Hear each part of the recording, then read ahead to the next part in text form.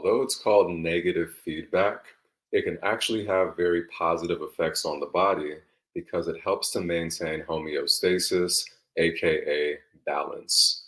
So here's a classic example right here. It could have been really cold outside, or maybe it's wintertime, or the AC is blowing on full blast and the body temperature drops. Okay. Once this happens, the body naturally starts to shiver. And what this shivering does is it starts to increase our body temperature so that things can start moving back into a more harmonious temperature for the body. So here we see this increase in our body temperature counterbalancing this decrease in the body temperature that we started with. And what's really cool is this goes both ways. So let's pretend that it's summertime. It's really hot outside. Maybe that same AC that was blowing on full blast is completely broken, and now your body temperature has increased. Well, our body uses negative feedback to produce sweat. So our sweating mechanisms are activated. This sweating mechanism helps to cool the body down. And this counterbalances the initial increase in body temperature that we had initially experienced. So here we can see that our end product stands to counterbalance our starting. End product counterbalancing our starting. Here's another example with a little bit more detail.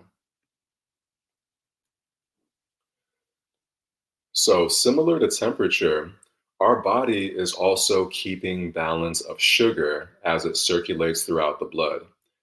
A little bit too much can be bad, a little bit too little can be bad. So we need to find our happy medium.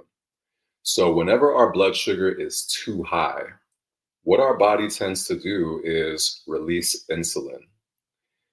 The insulin released from the pancreas is going to do two things. One, it's going to stimulate glucose to be re-upped, to be uptaken from the blood, which means we're getting it out of the blood and taking it somewhere else. That's going to help to regulate this high blood sugar that we were experiencing earlier. Another thing that it does is it stimulates glycogen formation. So whatever glucose molecules we had floating around, insulin can start to orient and direct those glucose molecules to go into storage mode.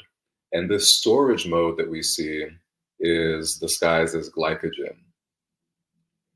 So again, end product is the opposite of our starting product.